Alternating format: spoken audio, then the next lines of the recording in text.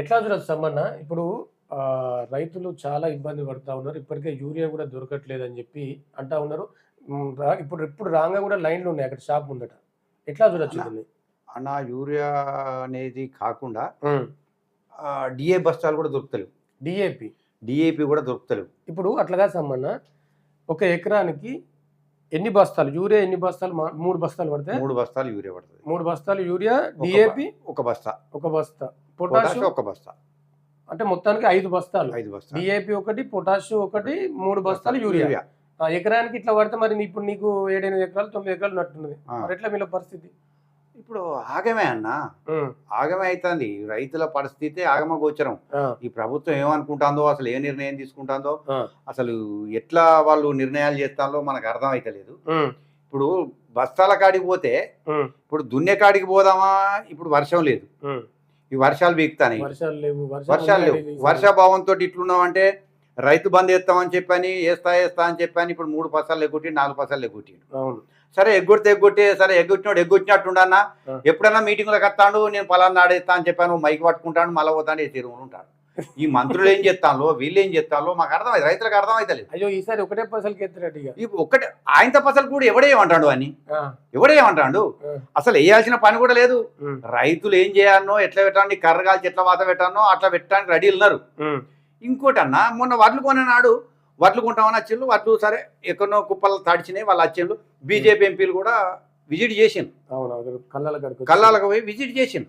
Visit చేసిన తర్వాత రైతుకి వచ్చిన లాభం ఏంది? వీళ్ళు విజిట్ చేస్తే వీళ్ళు పోయిన తర్వాత వాళ్ళు కొంటాన్లా, మళ్ళా కొంటలేరా? ఇంకొకటి, ఎన్ని కిలోలు కడి చేస్తాను? నువ్వు పోయినాక అవే కిలోలు కట్ అవుతానే, నువ్వు పోకున్నాక అప్పుడే కొంటాడు, పోయినాక అప్పుడే కొంటాడు. వాస్తవానికి ఎన్ని కిలోలు కట్ చేస్తారా బత్తకు? బస్తకు 3 నుంచి 4 కిలోలు కట్ చేస్తాను. 3 నుంచి 4 కిలోలు అంటే ఒక కింటకు 12 కిలోలు పోతాయి. 12 కిలోలు అంటే 12 రోజులు 24, 240 రూపాయలు బీక్తాను. ఇది చేసి రైతే నష్టపోడు. ఇంకెవరు నష్టపోతారు? సరే నష్టపోకుండా చూస్తాను అంటే నువ్వు విజిట్ చేసినప్పుడు ఎంపీలు కూడా ఏమంటాడు? కేంద్రం చెప్పిందే కొంటా అని అంటాడు. కేంద్రం ఏం చెప్తాందో ఈ 8 మంది ఎంపీలు ఉన్నారు మా బీజేపీ వాళ్ళు చెప్పాలి కదా. అసలు కేంద్రం చెప్పింది గిది, ఈయన చేసేది గిది అని వాళ్ళు వెంబడే కౌంటర్ ఇవ్వాలి కదా. ఎవరు కౌంటర్ ఇవ్వకుండా నాకేంది అని చెప్పి తెలంగాణలో రేపు పొద్దుగాల సీఎం అయ్యేది బీజేపీ వాళ్ళే. ఎట్లయితారు? మీరు ఎవరి వాళ్ళే ఎమ్నా తీరైన తర్వాత ఒక మోడీ ఉన్న ఒక అమిత్ షా పట్టించుకుంటేనే తెలంగాణలో బీజేపీ వస్తుందా? ఎట్లా వస్తుంది? చచ్చిపోతాను రైతులు, భూ సమస్యలతో చచ్చిపోతాను. భూ సమస్యలు ఎంఆర్ఓ ఆఫీసు పోతే వాళ్ళ సమస్యలన్నీ చూస్తే నిజంగా ఏడుపు వస్తుంది. ఈ ప్రతి ఊరుకు నువ్వు వచ్చి ఏదో చేస్తానన్నావు, మీటింగ్లు పెడతానన్నావు, అందరి 6 చేస్తానన్నావు.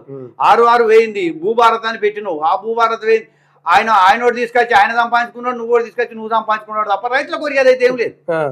రైతుల కోరికేది ఏం లేదు. రైతులు అందరి ముంచుడే. ఇప్పుడు డిఏ బస్తాలన్నా, నేను షాప్లో పోయి అడిగినా, నాకు డిఏ బస్తాలు కావాలి. సరే నువ్వు యూరియా అంటే యాప్ పెట్టినావు, నాకు డిఏ బస్తాలు కావాలని అడిగితే డిఏపి రాలేదు అంటాడు. డిఏపి రాలేదు. ఎందుకు రాలేదు? ఎందుకు తెచ్చలేరు అంటే మాకు కంపెనీ వాళ్ళే దానికి ఏదో ఒకటి లింక్ పెట్టి ఇస్తాను, ఆ లింకు తీసుకుంటేనే మీకు డిఏ బస్తాలు ఇస్తాం, లేకపోతే ఇయ్యం. అంటే ఇప్పుడు యాప్ ఎట్లా? ఇప్పుడు యాప్ పనిచేస్తుంది, బయట ఎవరికి ఇవ్వట్లేదు, ఎవ్వరికి ఇవ్వట్లేదు అన్న. ఇంకొకటి, డిఏ బస్తాలకు యాప్ లేదు. డిఏ బస్తాలకు యాప్ లేదు, ఓన్లీ యూరియాకే యాప్. ఇప్పుడు డిఏ బస్తాలకు యాప్ లేదు, యాప్ పెడతా అని అంటాను. ఈ యాప్ ఉండద్దు, ఆ యాప్ ఉండద్దు. ఏ యాప్ పెట్టినా కానీ రోడ్ల మీదకి రైతులు అందరూ వస్తారు. ఓ ముండగొడుకులు అలా మేము దున్నుటప్పుడు దున్నుకోవాలి, మేము ఆడెప్పుడు కష్టపడాలి, ఆడ నీళ్లు లేవని ఆడేస్తాను, ఈ యూరియా బస్తాలు లేవు, డిఏ బస్తాలు లేవు అని రోడ్ల మీద వచ్చే పుల్లు వదిలిపెట్టాలి. రైతులు ఎందుకు కోసపుచ్చుకుంటాను ఇట్లా రైతు రాజ్యం అని? ఎకరానికి 2 బస్తాలు సరిపోవు కదా. అరే నువ్వు ఎకరానికి 2 బస్తాలు ఎట్లా సరిపోతాయి అన్న? మరి ఈ రేవంత్ రెడ్డి లేకపోతే ఈ మంత్రులు ఎవరో ఒక బస్తా 2 బస్తాలు ఇద్దాం, వీళ్ళు మండివాన్ వచ్చి వీళ్ళ మండివాన్ అన్న. వాళ్ళు చెప్పిన ప్రకారం 1 ఎకరమే ఇద్దాం వాళ్ళకి పండివాన్.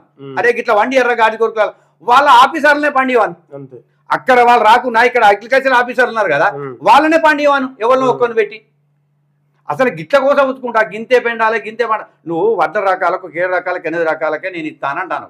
ఏంటిది బోనస్? ఈ 7-8 రకాలకి ఇస్తాను, అన్ని వడ్లకి ఇస్తానన్నావు. ఆ మాట తప్పినా మంచిదే. నువ్వు ఈ బోనసులు వానకాలం ఇయ్యలేదు, యాసంగి ఇయ్యలేదు, అవి ఎగ్గొట్టినవు. సన్నాలకు ఇస్తానంటే అప్పుడు 500 అవి లేవు. అవి లేవు. అవి లేకుండా ఇప్పుడు 8 రకాలకే ఇస్తానంటారు. ఆ 8 రకాల వడ్లు సగమే పండుతాయి. అవును. 20 బస్తాలు దాటాయి. అవును. మేము అవి పెట్టి ఏం చేయాలి భయ్? ఏం చేయాలి? అది అవి 20-30 బస్తాలు 20-25 బస్తాలు దాటాయి. అవును. నువ్వు బోనస్ ఇస్తేంది ఇవ్వకుంటేంది? అవే ఇప్పుడు అన్ని మేము మా ఇష్టం వచ్చింది మేము పండిస్తాం. నా పొలంలో ఏ రకం పండుతుందో ఆ రకం అని పండించుకుంటా. నాకు 1010 అయితేనే పండుతుంది, నేను ఆ రకమే పండించుకుంటా. లేకపోతే ఇంకోటి వేరే రకం దొడ్డు రకం ఉంటే అదే పండించుకుంటాం.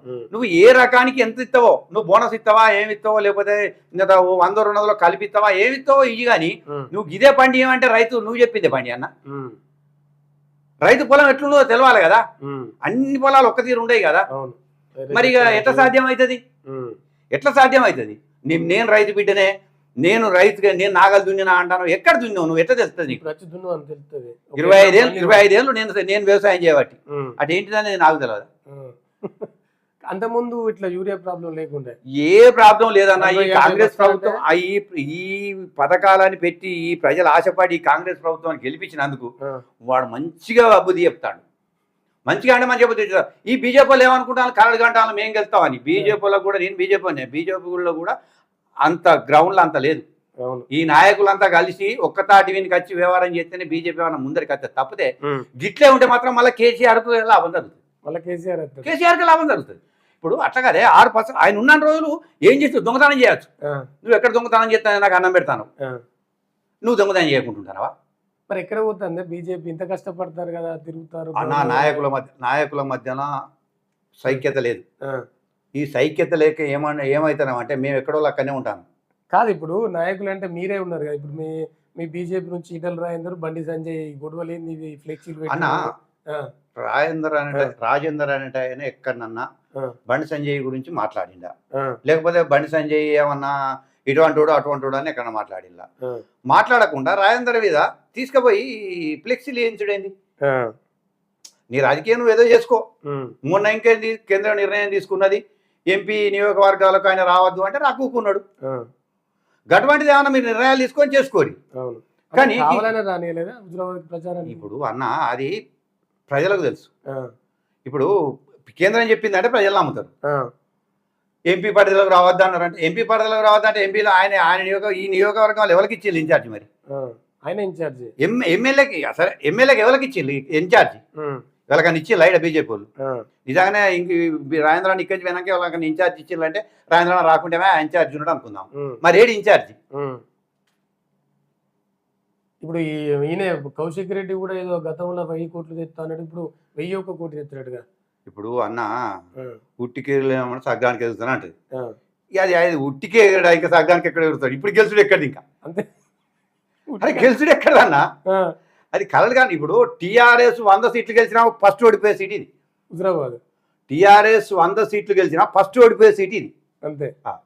మరి బాగానే ఎగురుతాను కదా, నేనే కేటీఆర్ దగ్గర అన్న. ఒకటి వింటావా? పోయినసారి ఎట్లా జరిగింది అనేది ప్రజలకు తెలుసు. ఇప్పుడు నువ్వేం చేస్తావు అనేది ప్రజలకు తెలుసు. ఇప్పుడు సప్పుడే కూకున్నోడే గొప్పోడవుతాడు, లొల్లి పెట్టినోడే దొంగ అవుతాడు. నువ్వు అట్టిగా లొల్లి పెడతావు, నీకు ఏ తెలక లొల్లి పెడతావు ఎవరో చెప్తే. ఫస్ట్ ఓడిపోయే సీట్ ఇదన్నా. నువ్వేం ఆశ్చర్యపోవాల్సిన పని లేదు, నిజం చెప్తానా. కాదు మరి ఈయన గిట్లా చేస్తా అంటే వాళ్ళకి తెలుస్తలేదా కనీసం? కేటీఆర్ కు కేసీఆర్ ఒకటన్నా, ఎవరో ఒకరు 10 రోజులు ఉండాలి పార్టీలో. వాళ్ళు ఇప్పుడు కాదు, వాళ్ళు పార్టీ పుట్టినప్పటి నుంచి ఎవరో ఒకరు 10 రోజులు ఉంచుకుంటారు. బాలకృష్ణ ఉండే ఎవరినో ఒక్కనాడ ముందర పెడతారు వీళ్ళు. వాడు ఇంటి వెళ్ళిపోతే 9 రోజులే 15 రోజులే, వీడు ఒక్కడు పోతే పిక్కపోయేది అనుకుంటారు. వాళ్ళు వాడుకొని వదిలిపెట్టారు. రాజేంద్ర అన్నట్టు ఆయన హుజురాబాదులనే మళ్ళీ పోటీ చేస్తాడు. హుజురాబాద్ పోటీ చేస్తాడా? అది 100%. రాజేంద్ర అంటే హుజురాబాద్లనే పోటీ చేస్తాడు. అది ప్రజలు ఏ తీర్పు ఇస్తారు అనేది మీరు చూస్తారు. అంతే. రాజేందర్ ఈ పార్టీ కాదు, ఇండిపెండెంట్ గా గెలిచినా ఎక్కడ ఇండిపెండెంట్ వేసినా ఇక్కడ గెలుస్తాడు, బీజేపీతో సంబంధం లేదు లేకుండా. కాకపోతే ఏంటంటే ఒక పార్టీలు ఉన్నాం కాబట్టి పార్టీకి కట్టుబడి ఉండాలి. పార్టీ ఏం చెప్తే గది చేయాలి. మనం ఏ పార్టీలు, నేను 22 సంవత్సరాలు టీడీపీలున్నా, టీడీపీ ఏదిస్తే అది చేసిన. నేను బీజేపీలో పోయినా, బీజేపీ ఎదిస్తే గది చేసుడే. అది నేను చేయనప్పుడు పార్టీ నన్ను సస్పెండ్ చేస్తుంది. ఒక పార్టీల నుంచి ఒక పార్టీకి మారడు తప్పని అంటలేను నేను. ఏ పార్టీలో పోయినో ఆ పార్టీకి అనుకున్నాగానే మనం పనిచేయాలి, ఆ పార్టీలనే పనిచేయాలి, ఆ పార్టీకి అన్యాయం చేయాలి. మరి ఇంత ఆదరణ ఉన్న ఈటల రాజేందర్, జనాదరణ ఉన్న ఈటల రాజేందర్ బీజేపీ పార్టీ ఎందుకు వాడుకోవట్లేదు? అది ఎందుకు వాడుకుంటలేదు అధిష్టానానికి తెలవాలి, ఇక్కడున్న నాయకులు తెలవాలి. ఆ, ఇప్పుడు ప్రజలు సుముఖంగా ఉన్నారన్న, ఉమ్, ప్రజలు సుముఖంగా ఉన్నారు బీజేపీకి ఏది ఓట్లు వేద్దామని. ఉమ్, ఇప్పుడు అన్న నాకు ఓట్లు వేద్దాం అన్నారు, నేను పోయి ఇంటికి పోయి అన్న నాకు ఓటే అని దండ పెట్టకపోతే నువ్వు ఎట్లా వేస్తావు అన్న ఓటు? అంతే. నాకు వేద్దామని ఉన్నా కానీ వాడు అసలు రానే రాలేదు, దండమే పెట్టలేదు, వానికి ఎందుకు ఎత్తారా, ఎవడో వచ్చినోడికి ఎత్తా అంటారు. అంతే. అదే పరిస్థితి జరుగుతుంది ఇప్పుడు. అదే పరిస్థితి ఇప్పుడు బీజేపీకి ఇక్కడ తెలంగాణలో మాకు ఏదో బాగున్నది. ఎంపీలు ఎట్లయినా 8 మంది ఎట్లా గెలిచిల్లన్నా మోడీని చూసి గెలిచింది. మీరు బాగా ఓటు శాతం వచ్చింది, ఓటు శాతం ఎంపీ ఓటు శాతాన్ని పక్క పెట్టు. నువ్వు స్థానిక ఎన్నికలకు వచ్చే వరకు ఎన్ని గెలిచినావు, జెడ్పీటీసీ ఎన్నికలతో ఎంపీటీసీ ఎన్నికలతో గివి బేరు చేసుకోవాలి తప్ప ఎంపీని బేరు చేసుకోవాలి. ఎమ్మెల్యేను కూడా సగమే బేరు చేసుకోవాలి, ఎమ్మెల్యే కూడా సగమే బేరీ చేసుకోవాలి తప్పితే నిండు బేరీ చేసుకోవాల్సిన పని లేదు. ఎంపీ వరకు వచ్చే వరకు నువ్వు మోడీ సెటిల్స్లతో గెలిచినావు. కానీ కింది స్థాయిలో నువ్వు బలంగా ఉండాలి అని అంటే